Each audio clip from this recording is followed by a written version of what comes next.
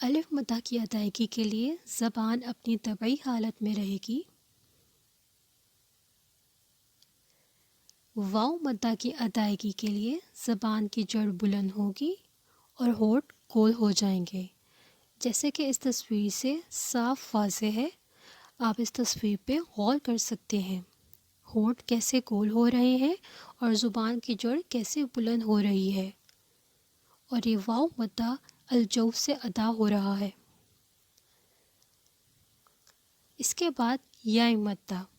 یاء مدہ کی ادائیگی کے لیے زبان کا درمیانی حصہ بلند ہوگا اور جبڑا پیچھے کی طرف کھنچے گا۔